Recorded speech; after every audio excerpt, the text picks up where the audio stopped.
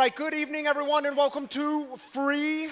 I'm Ryan. I'm the lead pastor and executive director here. This is Carrie. She is the associate executive director here, and it's really good to be with y'all tonight on this Saturday night. And to anyone joining us online, to all of you, we're glad you're here, glad you're part of this community.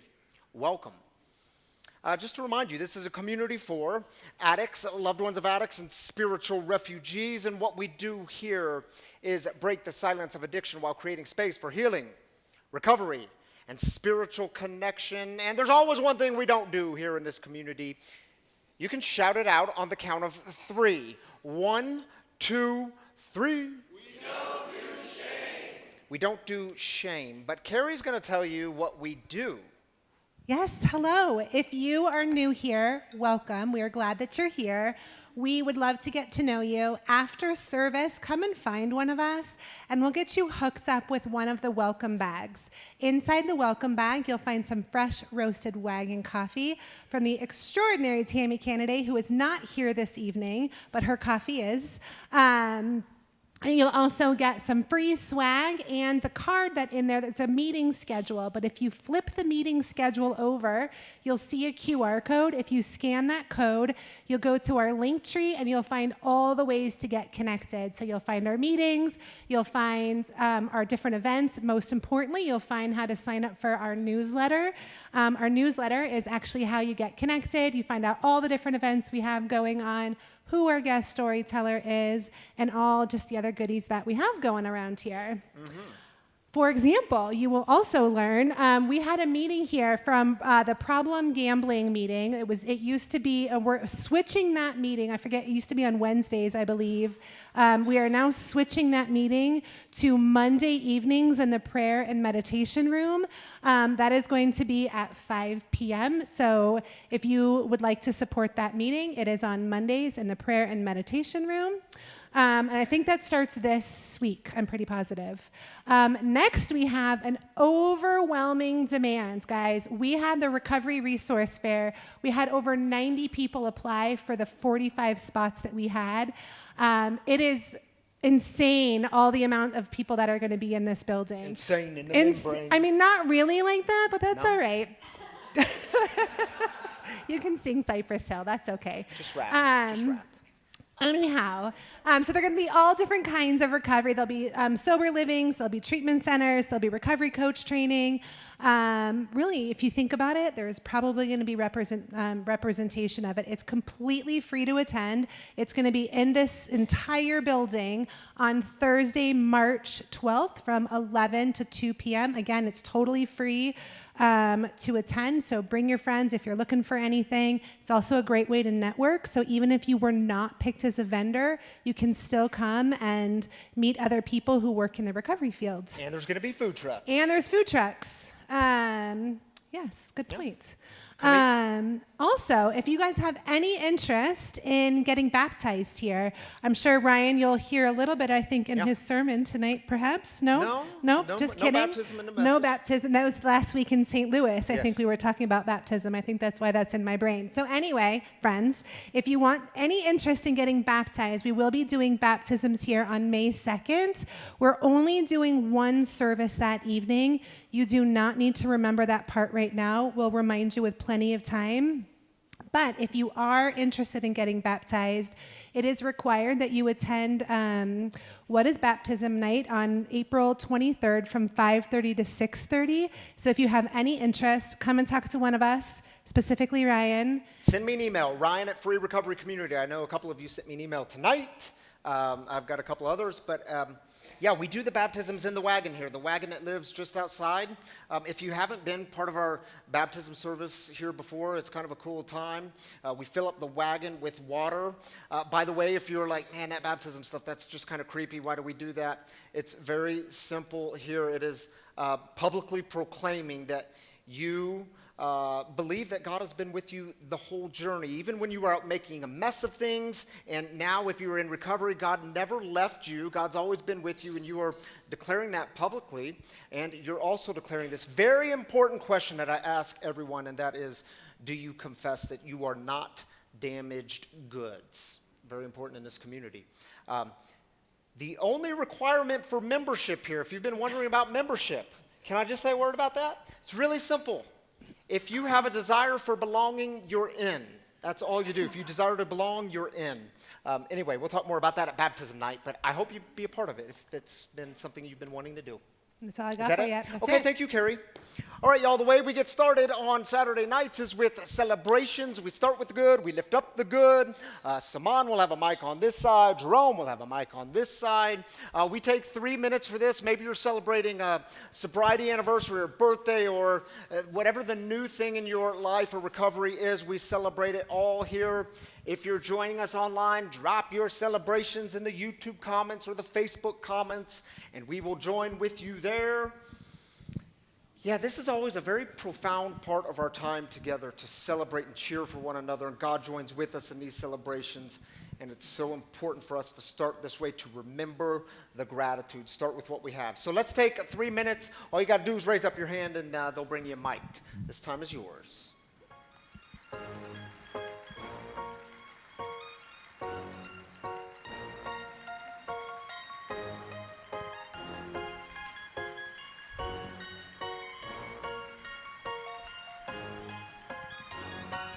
Allie, and I have 5 months in recovery yesterday. Oh, way to go, Allie. Congratulations.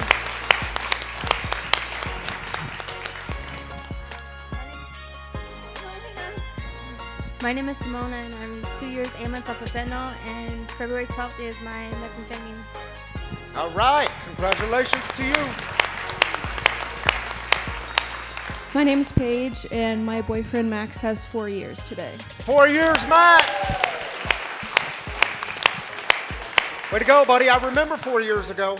I remember it. It's good to have you here.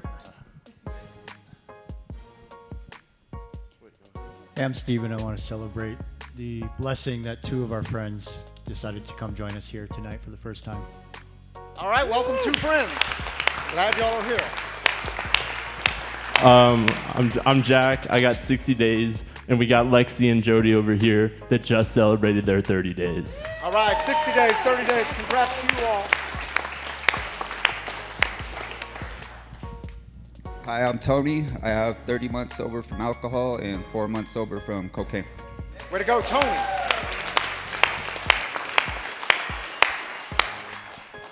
My name is Miles, and I just hit 60 days last week.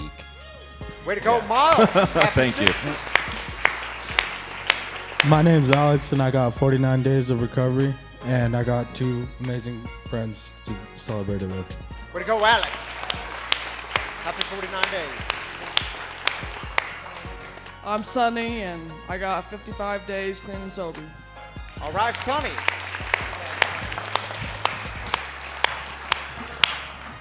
My name's Will. I've got 6 months sober from alcohol.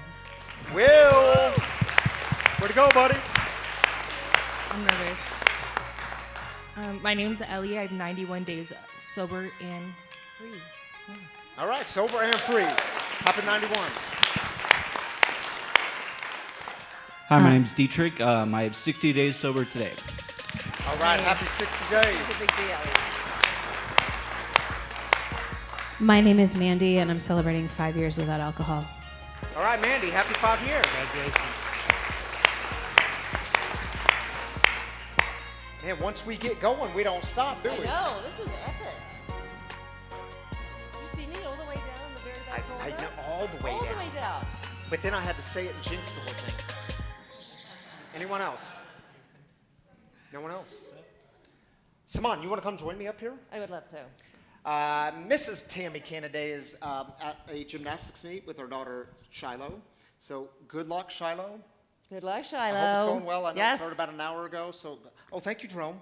Thank you, Jerome and Simon, for passing mics. Oh, I forgot to mention this. We have Ben, and I'm blanking on your name, Alicia, from All Health Network, right? And Harmony Recovery. You might see Ben floating around here with a camera because he's shooting some footage, so don't be creeped out by Ben.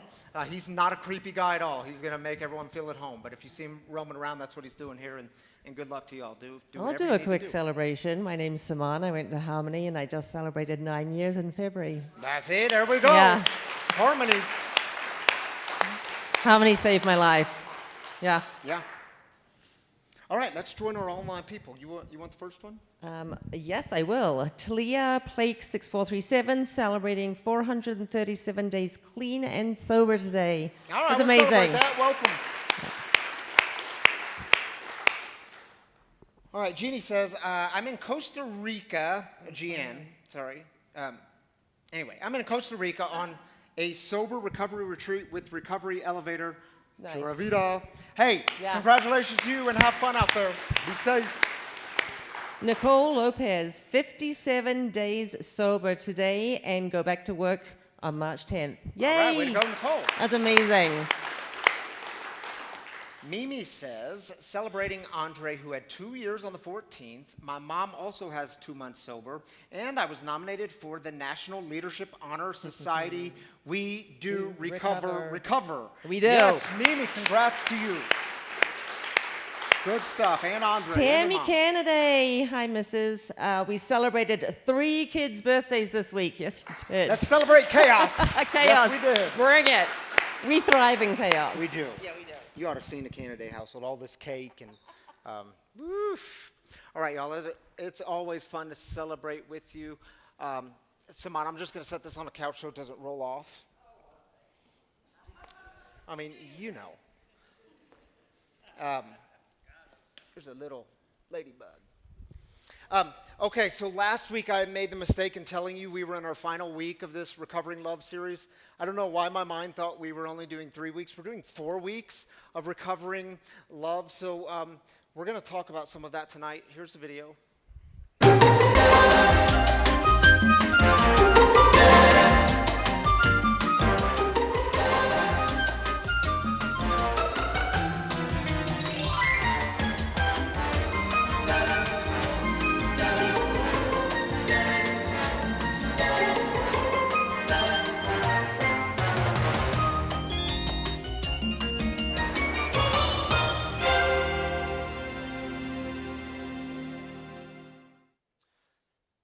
All right, y'all, so tonight's going to be a little different because I'm just going to process with you. Not in like a therapy session kind of way, but I do want to process with you because it was a long, good week, and I'm going to process some of that with you. Carrie and I, we were in St. Louis for most of the week. Monday and Tuesday was the Beyond Conference, which was primarily made up of pastors and church leaders who were in attendance. And on Monday morning, I gave my keynote address. I was one of the keynote speakers, and I talked about free. I talked about, the name of my talk was Leading from the Scars, so we talked about what it means to lead from the place of your story, and what do you do with the pain? How do you not waste the pain, and what do you do with your story? And then at the end of my talk, I think I told you all this last week, I wanted to demonstrate for them in St. Louis how we do guest storytellers here on Saturday nights because people are always fascinated by this. So I wanted to demonstrate it. And I told you last week that Carrie was there. So Carrie came and joined me up on stage at the end of my talk. And they had a couch up there in the chair. And it kind of felt like we were at home. And Carrie did a great job, by the way. She talked about like being a person with no church experience and then coming into free, and now she's the associate executive director. She talked about, life and active addiction and being a drunk mom for the first 8 years of her kid's life. And she talked about finding recovery and finding a spiritual path. But do you know what we didn't talk about? When we were planning this thing out, we didn't talk about how to wrap this thing up. So like usually here on a Saturday night, we ask the guest storyteller something around, hey, to those who are barely hanging on, to those who are struggling with this particular issue, what would you say to them? What hope do you leave them?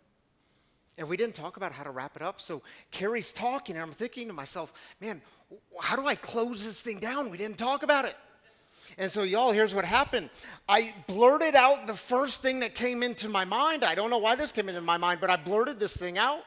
And I said, Carrie, now, keep in mind, we're in a room full of pastors and church leaders. She has just vulnerably admitted that she doesn't really have church experience. Carrie, tell us in like 2 minutes or less, who is God to you? I don't know why I put her on the spot like that. I don't know why I thought that was a good idea. That's what my mind told me. And I'm telling y'all, she gave a beautiful response. And for the next 2 days, I was known as that guy who asked that question to her. Here's how she responded. She thought for a second, a pause, and then she voiced publicly some frustration with me for that question. Fair. And then she said, God didn't bring me this far only to bring me this far. That's a pretty good way to describe God. God didn't bring me this far only to bring me this far. So tonight I just want to process with you some of the experiences of the past week. I want to process with you that question because I actually think it's a really good question for all of us to wrestle with. And you don't have to answer that up on stage in front of a bunch of people, but I think we should all wrestle with this question: who is God to you? I mean, is God something in your life just to be neatly defined, and you have this really pretty definition, and you can put this thing in a box, and it's nice and tidy, and now you can make sense of everything that's ever happened in your life and happening in your life? Or maybe for you is God, the whole God idea is just so big and so out there, and you've seen it like so abused and so used for manipulating people that now a piece of you just stand at a distance with the whole thing, and you have a healthy dose of cynicism.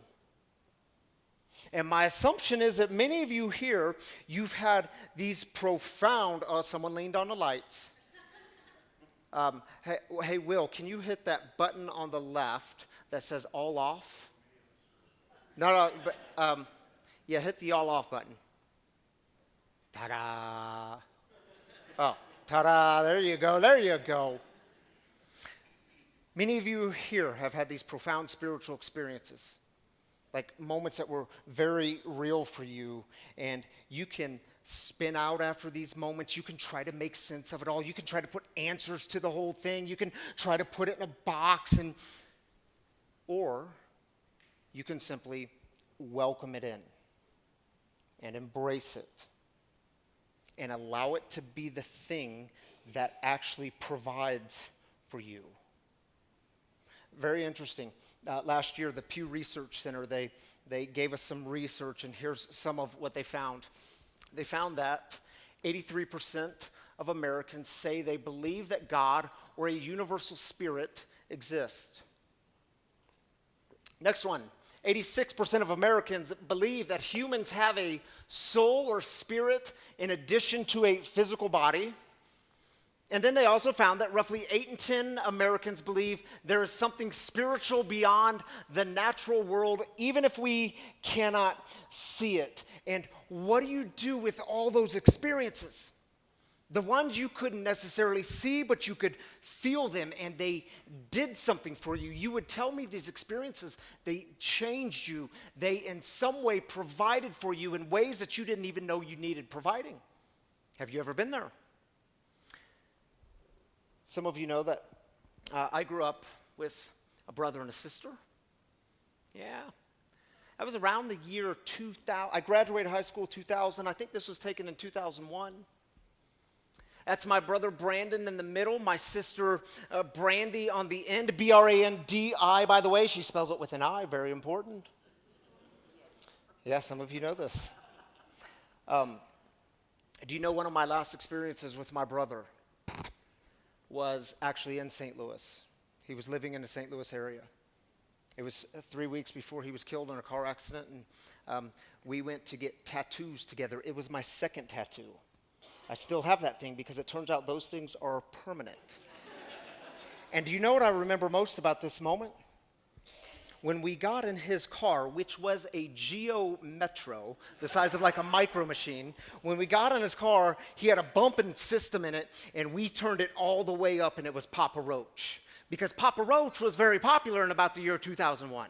I mean, we were totally jamming out to Papa Roach the whole way there. And when I was thinking through and planning this trip to St. Louis, which we had this week, I had this longing, this kind of longing that wouldn't shut off. It just kept coming up.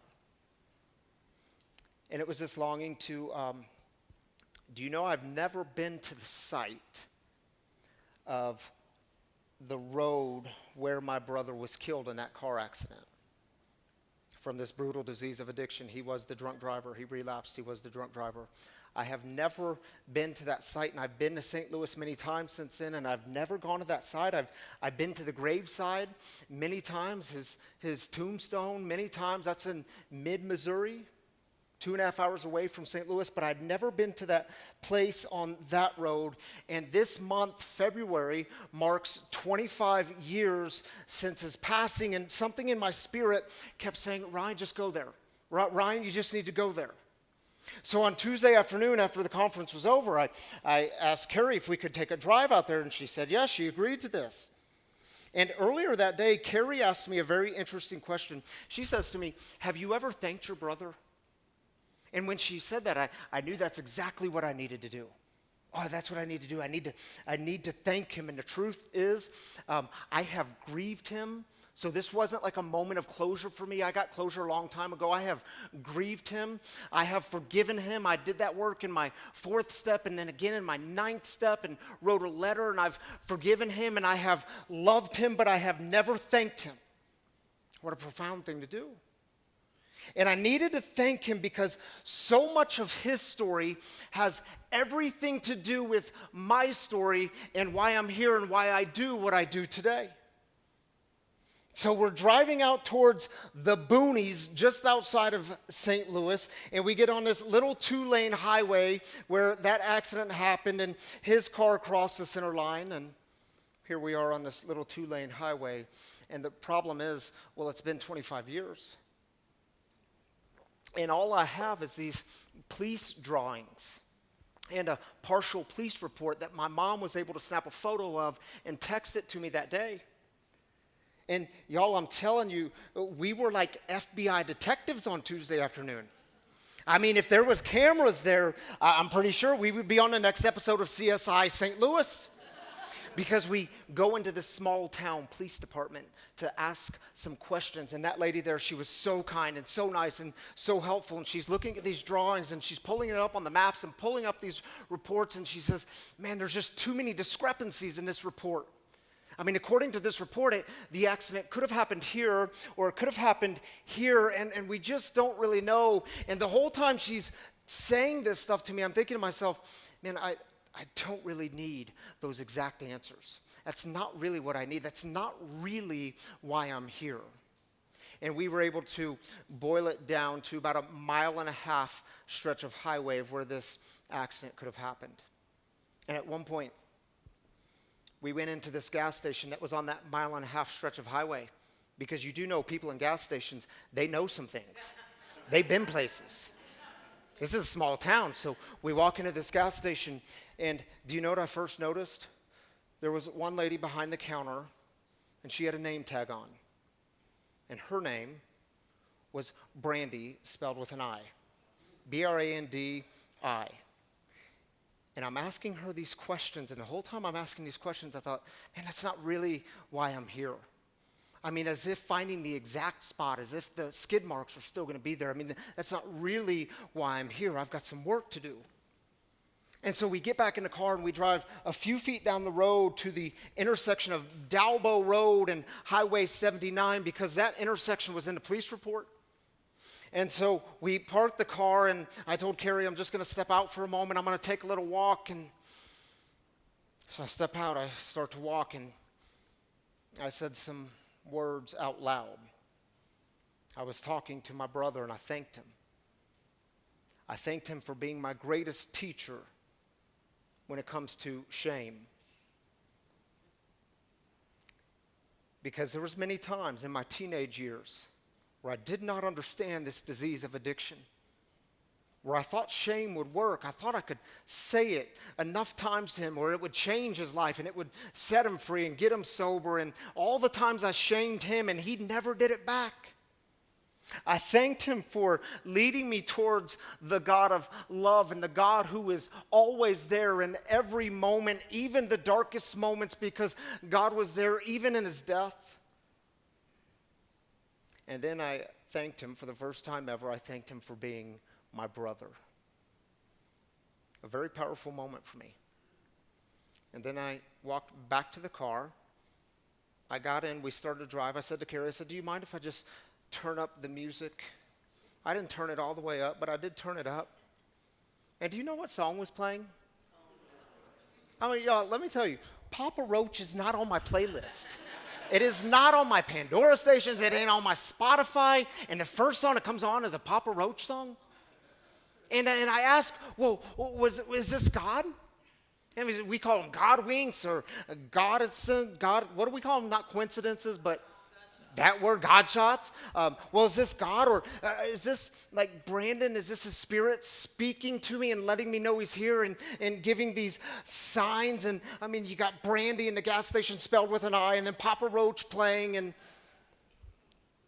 what I know is in that moment, I can tell you, I did not need answers or categories or boxes, because that moment for me, it was so freeing. It provided in ways I didn't even know I needed provided for, and it led me to this profound sense of gratitude, and answers aren't my response with that. And so I texted my mom and sister later that afternoon, and I told them where we were and what I'd done. And then I ended this text by saying, this is some freaky, sacred shit. And maybe the God stuff, maybe God for me is all wrapped up in the freaky, sacred shit. And who is God to you? Who is God? I mean, do you have to have it all figured out? Do you have to have all the answers? Do you have to have pretty boxes for it? Or are you okay when it comes to the spiritual? Are you okay with mystery? Can you simply welcome it in and embrace it? Because the truth is, some of your experiences will be so deep that answers in that moment, they can't do anything for you. They won't get you anywhere. It's not really what you're looking for, but those spiritual experiences will provide for you in ways you can't explain. You don't have words for it. And in those moments, maybe the most appropriate response on your part is a simple, thank you. Thank you. You know, it's always interesting to me to read through the New Testament and see how some of these New Testament writers, how they described God, how they chose to talk about God. They use words like the deep. They use words like mystery. It's very interesting to me that the Apostle Paul wrote a letter in the first century to this church in Rome, and in the middle of his letter, here's what he writes to them. See if it makes sense. Have you ever come on anything quite like this extravagant generosity of God? This deep, deep wisdom. It's way over our heads. We'll never figure it out. Is there anyone around who can explain God? No, because everything comes from God. Everything happens through God. Everything ends up in God. Everything comes through God. Everything happens through God, and everything ends up in God. Now, I do realize this is the fourth and final week of Recovering Love, where we're talking about agape love, because we did the other three loves the first week, and this is the fourth week. And agape love, it's a very difficult definition to come up with for agape love. It's a Greek word, and did you know in the New Testament this word is used over 100 times, so it tells me it's important. The best definition I can come up with for agape love is this. Agape love is that kind of extravagant generosity that gives without needing something back. And what do you do with all those experiences? That kind of extravagant generosity, that kind of love that gives, that kind of deep, deep wisdom that is oftentimes way over our heads. Maybe you simply respond, thank you. Because you do know everything comes from God. Do you know on Wednesday night, it was a full week, y'all. We had this beautiful opportunity to, in St. Louis, to join Underground Recovery Community. If any of y'all are watching from Underground, I'm representing tonight. We had the opportunity to join them. Chris Pondoff, our friend Chris, is leading and creating this community. He and his wife Ashley, they came out here last summer. and they wanted to learn from Free.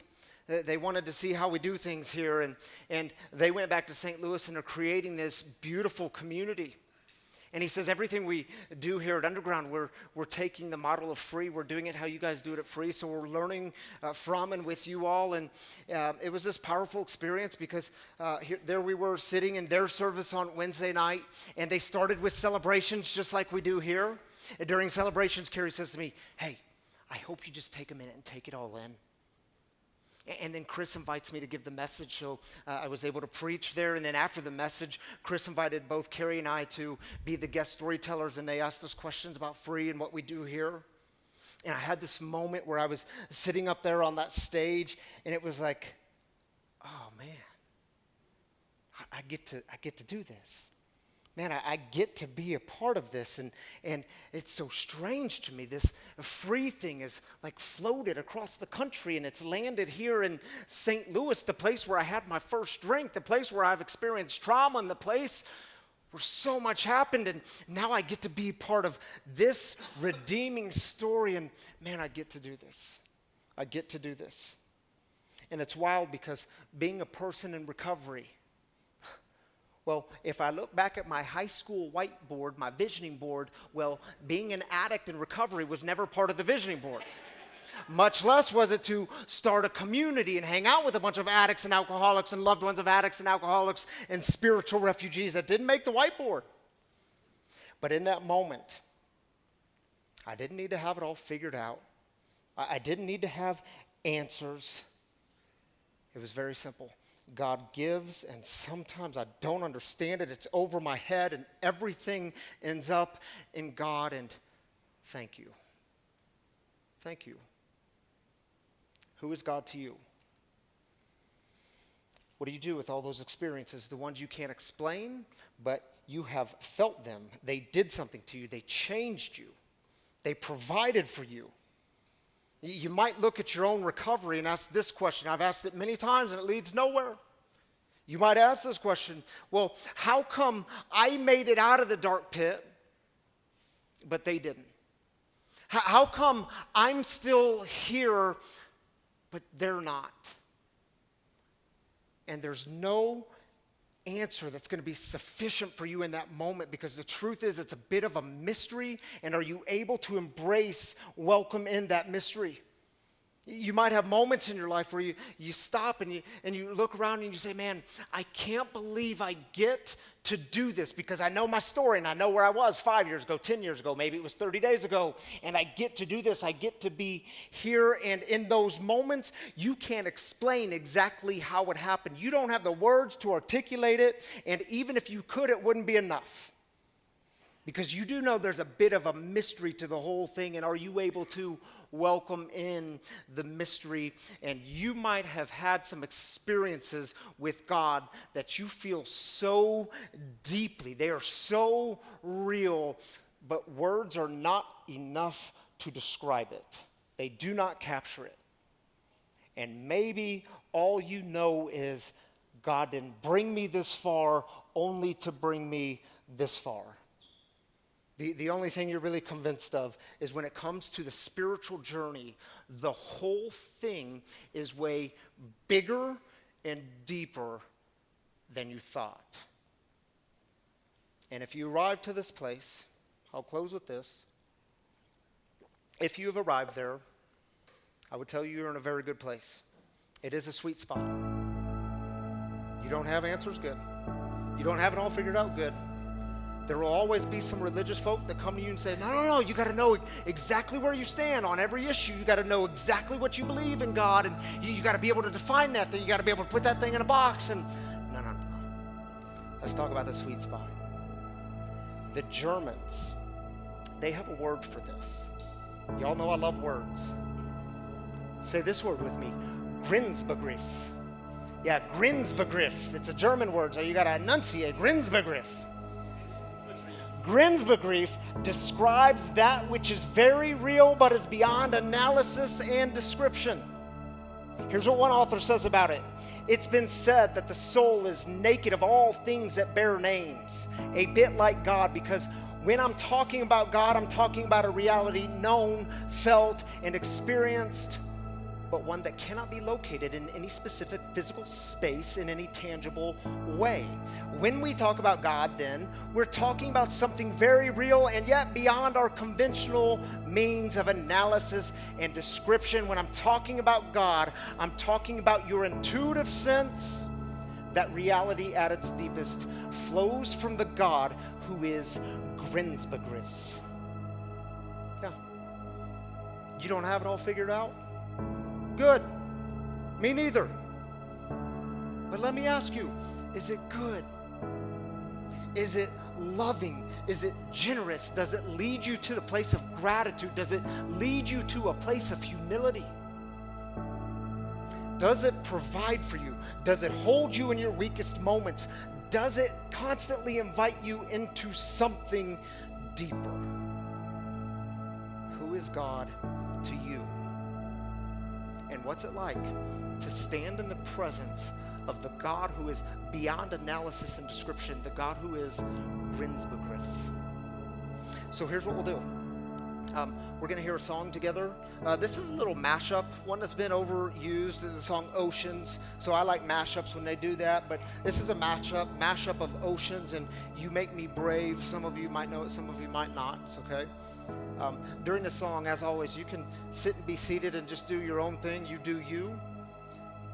But tonight we're going to do communion together. And whenever we do communion, I like to break it down really simply because it's just a symbol that we have. There's nothing special in this bread or the grape juice, and it is grape juice. We don't do wine here. Obvious. It's just a symbol because when Jesus gathered with his friends on his last night, well, he took this bread and he broke it. And he said, every time you do this, this is my body for you. Every time you do this, do it in remembrance of me. And you ask, well, what's the this? What's he mean by do this? And I think Jesus would keep it really simple. Every time you gather, every time you eat with your friends, every time you go and hang out, every time you're with people, remember what I taught you. Remember the God of love that I taught you about, because I'm not always going to be here. Remember to practice these things and live this way. And then he took the cup and he said, this too is given for you. And every time you do it, remember me. Remember what I've taught you. Remember where the whole thing is leading. Remember to love one another. So tonight, if you would like, me and Renee will be on this side. Carrie and Matt will be on this side. And we'll just break you off a piece of bread. You can dip the bread in the juice and then eat it. And if you're gluten-free, we've got you covered because it is 2026. So we have some gluten-free crackers. If you need a gluten-free cracker, when you come up, you can just let us know and we'll grab you a gluten-free cracker. So during this song, if you want to come up for communion, this time is yours.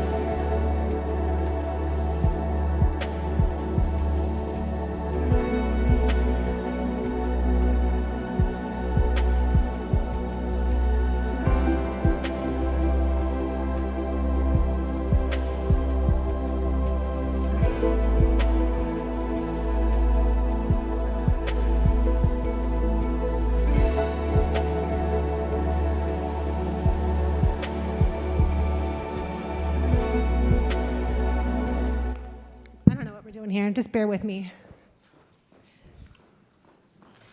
So that was pretty cool to experience. And they do it a little bit more traditional. Do I have crumbs all over me? Anyway. And so we had to tell them, because like I wasn't about to say what they traditionally say. So luckily when Ryan clarified that, I could just say this is a reminder of God's love for you. But, sorry. Man, I probably should have had more grape juice. Sorry, friends. If you are new with us, you should know that every Saturday we bring a community member up into the living room to share a little bit of their story on the topic at hand. This Guest Storyteller is very important to Ryan and I, because if it wasn't for him, I would not have been able to join Ryan in St. Louis. Sorry, I'm just like, what's going on? Sorry, servant of Jesus. All right, so I would not have been able to go to St. Louis. And so this is one of the many ways. It's so fascinating, this community. Sometimes we think that our acts of service need to be these like big gestures, or that everybody needs to know about them, or we need to come every single week and like be the greeter, or put out the chairs every single week, things like that. But this individual was so kind. So what he did was he donated. He flies a lot for his job, so he has a lot of miles. And he was like, how about I just donate miles to you and you can get basically a free airline ticket. So, and I can't wait for you guys to hear his story, because his story is the epitome of those small reminders of how those people out there can remind us just to keep on going, and that they don't always have to be these like big showy acts of humanity. Sometimes it's just in those small, tiny acts that remind us that God is with us. So can you guys please do me a favor and help welcome Scott up to the living room?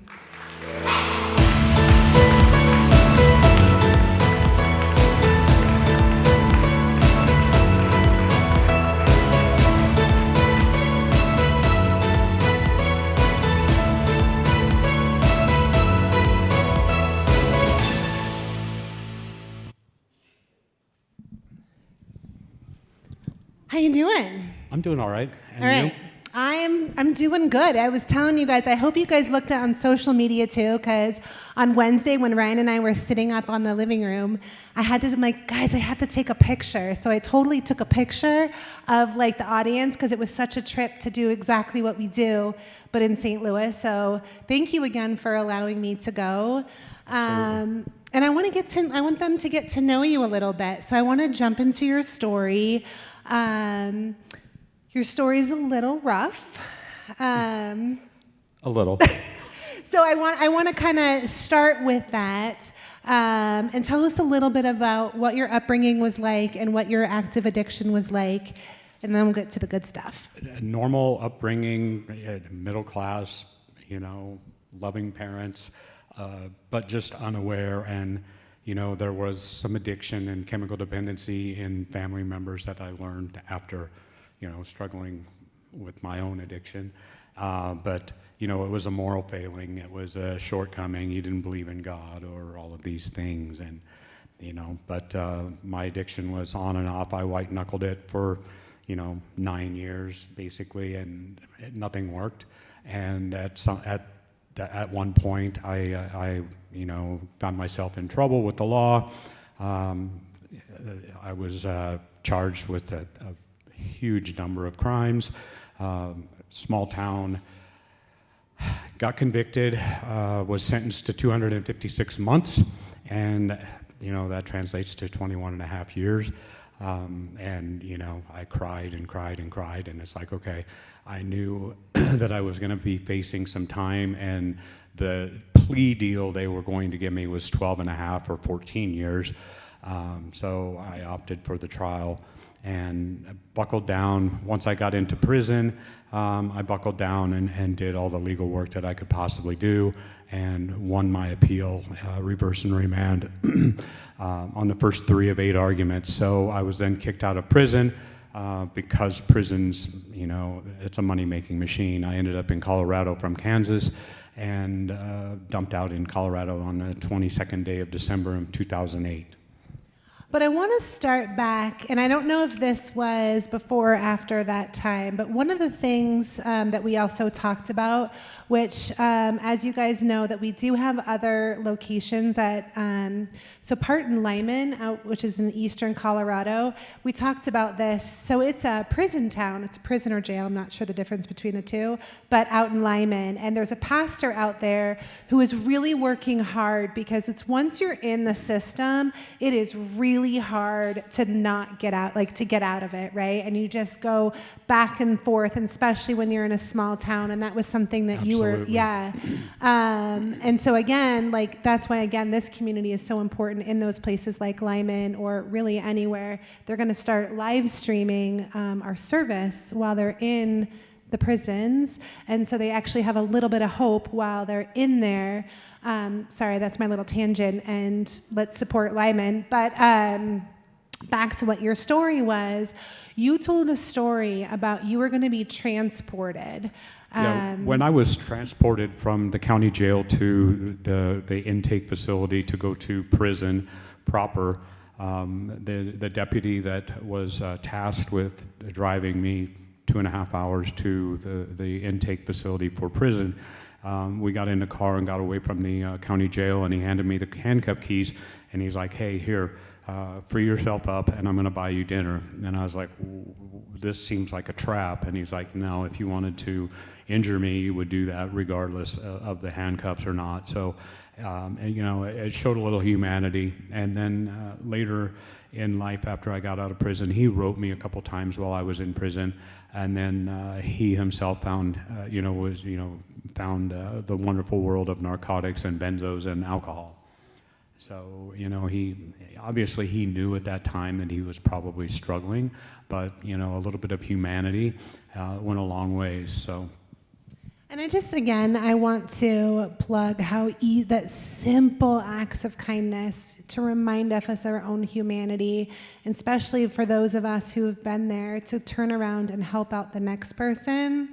And that also, you had a similar when you had actually gotten out and you had finally found a taste of freedom. Right. When I did get released, I scoured the world for jobs. You know, I unfortunately, prison doesn't offer you very many tools when you leave. You leave with a prison ID. That's good enough to keep you in prison, but it doesn't do anything in the workplace because it's not a social security card and it's not a driver's license. So I had to secure all these things, and I found a small independent repair shop. That's what I've done for 4 decades, is work in the automotive industry. Found a small independent repair shop, and a gentleman gave me an opportunity because I had a little leverage. If he would hire a convicted felon, it was good for a $5,000 tax benefit for him the next year. And he hired me at unbelievably low wages, minimum wage in 2009. And he told me, he's like, okay, well, if you get your tools, we'll talk about more money. So someone was gracious enough to hold my tools when I got in trouble, and then delivered the tools. And 2 weeks after I started with this small independent shop just down the street on South Downing, it's where the brewery is right now. Anyway, 2 weeks after I got my tools, he pulled me aside and he's like, hey, it's been brought to my attention that you're not making enough money, so he doubled my pay.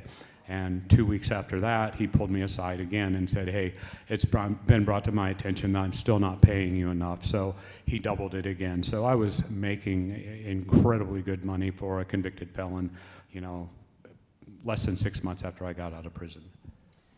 And again, another reminder of sometimes we just need some second chances. Absolutely. And can you tell us a little bit about what does your recovery look like today?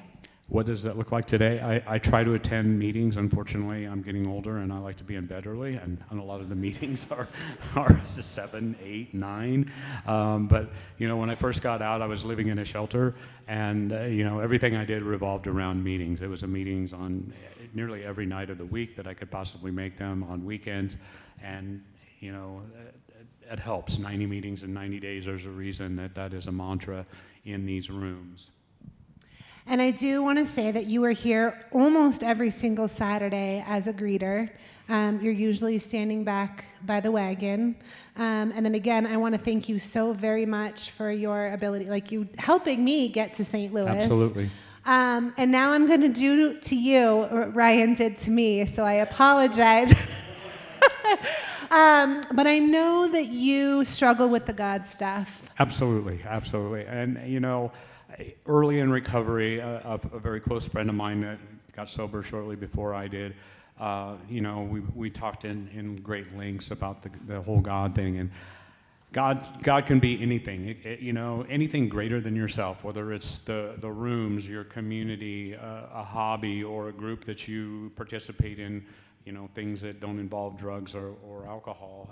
That can be your God, you know, and you don't have to call it God, just something bigger than yourself. And then how about to the person who is still struggling? Maybe they're watching this online. Maybe they are sitting in the back and they are terrified to be here and they are not finding those reminders of their own humanity. What would you say to someone as a final piece of hope that they too deserve to be here? Just ask. People are more willing to help than most people understand. Just keep asking. The worst that people could say is no, I'm not going to help you. But 99% of the time, people are very helpful, and you know, they want to help because that makes them feel good. You know, it makes them feel as part of society. And I don't think you're volunteering tonight because I'm making you stick around for the 7 p.m., but you are usually here most Saturdays. So I encourage you guys to come up to Scott, introduce yourselves. If you're looking to be a volunteer or you want to be a greeter, he would be a great resource to stand with. And again, you can serve in big ways, in small ways, in any sort of way that you are able to. So once again, thank you so much. And can you guys please give Scott a round of applause?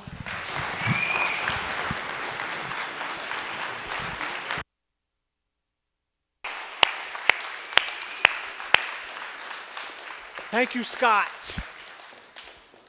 Carrie, David just gave me the definition because you were like, is jail and prison the same thing?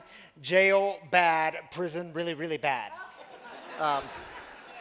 And Scott, thank you for sharing that part of your story. I remember when we sat in a cafe together and you shared your story with me, and I'm thinking, this dude don't look that way. He doesn't fit the picture. But I know enough to know sometimes, I don't know, the cover, it can be very deceiving of what's on the inside. And I know many of you here have been through that experience. And I hope you found some hope in that. Thank you again, Scott. Carrie, can you come back up here just really quick? Because I don't think, as you were talking about, do I have a mic? Jerome does. Oh, yeah, you need a mic. I just don't think we've told everyone the, you mentioned Lyman, and Free's going to be live streamed in Lyman. Yeah, you got to turn it on. Can you just mention where Free is, like where it's spread to in other cities? I could talk about this all day long because this is the most exciting. Just like 2 minutes, 2 minutes or less. No, so we got Lyman, right, which is out in eastern Colorado. We have Paonia, which is in the mountains. We have St. Louis. I think we can count St. Louis because we're going to count them. We're going to count St. Louis. They're a bit of an outsider, but we're going to count them. We have Chicago. Yep. We have another local one that we meet with next week. Yes, she's here tonight. I talked to her earlier. Oh, come say hi. I should have done that. I won't point you out like well, that. come say hi because I don't know who you are, so come introduce yourself. We also have another phone call in North Carolina. We're going to talk to you this week. That's going to be fun. Am I missing something? I don't think so. I just think we should probably do a better job at keeping people in the loop. Yes. So thank you for that. Yes. Thank you for the update. Good stuff is happening, y'all. Okay. Well, yeah. Should we clap for that? Yes.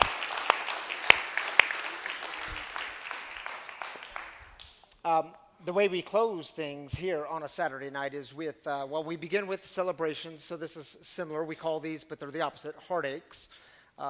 Because what we know is each and every week, these burdens come up, and we carry these burdens. They're hard things. They affect us. They take a toll on us. And the worst thing you can try to do is to carry it alone, because you really suck at that, and so do I.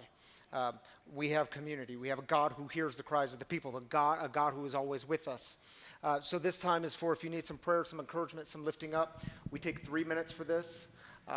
And I realize for some of you, it's like the first time you're putting words to this thing that you're carrying. And I don't know, we try to hold that gently here, and we walk that road together. If you're joining us online, drop your heartaches in the YouTube comments or the Facebook comments. We'll join you there. And Saman has a mic on this side, and Jerome has one on this side, and this 3 minutes is yours.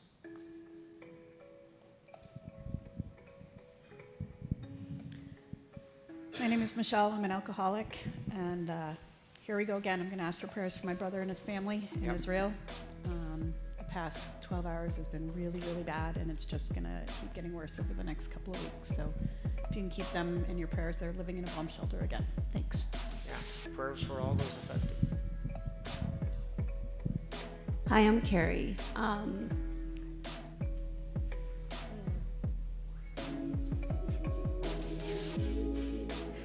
My daughter's birthday was yesterday, and I'm still struggling with understanding why she's not here anymore.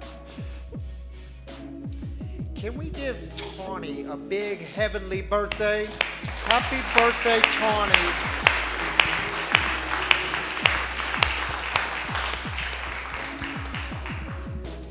Prayers for you guys. My name's Simon.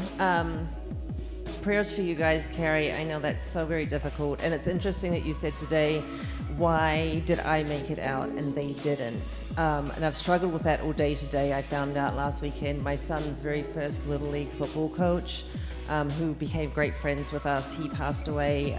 He took his own life. And his wife, knowing my journey, she shared that he had an addiction to oxy and alcohol. So keep the Wiggs family in your prayers. Missy, Riley, and Shelby. Just heartbreaking. Yeah, prayers for them, Simon. And you?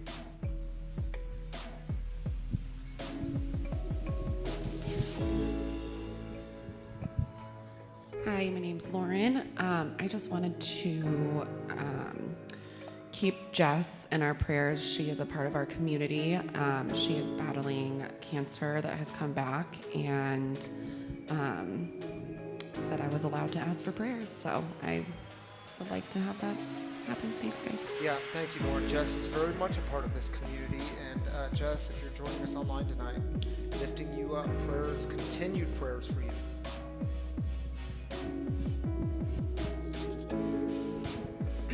Hi, my name is Emma. My brother Daniel is an addict, and he got out of jail recently and immediately relapsed, and I've also lost contact with him in the past couple of weeks, so can you please pray for him? Yeah, lifting up your brother tonight. Prayers for him and you and the family. Wednesday was 4 months where one of my best friends was shot and killed. I just want prayers for his mom, who is currently trying to get sober. Lifting up your friend's mom. Anyone else? We got one more in the front. I wanted to just share that a few days ago, my son, who was in the fatal car accident with his sisters that took my middle child's life, he was in a car accident this past week, and I've never heard him cry the way that he cried after it, and it wasn't major, but he's really suffering over it, and I just, I pray for him every day, and for his name's Carlo, and for Catalina, his sister, because they were in the car when this all happened, and so prayers for Carlo. Anyway, Yeah, thank you. Prayers for Carlo. And for you, Jennifer. I'm glad you're here. Thank you, Saman. And thank you, Jerome, for joining me up here. You want to join with our community? You want the first one? Yeah. The Phoenix. Prayers needed for my sister who is struggling with her mental illness. She has stayed sober, and I am so proud of her, but it does hurt my heart that she is in so much pain. Yeah. Jess, we're lifting her up. Prayers for your sister. Stephen says, please pray for Paul. Let him understand he has a problem, and the first step to getting better is to realize and accept this. Stephen, prayers for your friend Paul, and glad you're joining us tonight. Thank you, Jerome, for being up here with me and for being the best mic pastor we've ever had in this community. And Saman, too. I mean, Saman was right there with you is what I meant to say. All right, y'all, if you've been impacted by the mission here of breaking the silence of addiction, creating space for healing, recovery, and spiritual connection, well, you should know that we do rely upon your generosity here. Your giving makes a huge difference in this community. We are funded by you, the people. So thank you for being a part of that. If you want to give to free, there's a few different ways you can do it. You can download the app, Free Recovery Community. It's free to download. All of our content's on there, messages, guest storytellers. There's a giving button. You can give one time or set it up to do it weekly, monthly, however you want to do it. We're grateful for all of it. You can do the same thing on the website, freerecoverycommunity.com. And for those of you that still carry around things like cash and checks, if you want to give that way, there's two donation boxes just outside the back set of doors and the front set of doors. And we do have the Kind kiosk just outside this set of doors on your right. It's the one tippy tap system. It's a fun and easy way to give if you want to give that way. And seriously, thank you all. It makes a big difference here, and I know that some of you have you've made it a practice to give sacrificially. You didn't have a practice of giving at all in your life, and even if you don't give here, I mean, I hope you do, but even if you don't give here, please give somewhere. Give to people in need. Giving changes you, and I believe it's very important. So thank you for being a part of it. Shall we go out with a prayer? Yeah, I would encourage you, if you want, you can make yourself comfortable, and if you want, just open up the hands. It's a simple sign, a symbol of openness. Maybe tonight you are open to letting go of all the answers, all the boxes, all the definitions, all the trying to figure it out. Yeah, maybe tonight you're just open to the God who is grins begrief. So take a big deep breath. And just breathe it in. If you don't know the Lord's Prayer, well, it's on your screen and we'll pray it together. It goes like this. Our Father, who art in heaven, hallowed be thy name. Thy kingdom come, thy will be done, on earth as it is in heaven. And give us this day our daily bread, and forgive us our trespasses, as we forgive those who trespass against us. And lead us not into temptation, but deliver us from evil. For thine is the kingdom, and the power, and the glory forever. Amen. Grace and peace to you all. See you next time.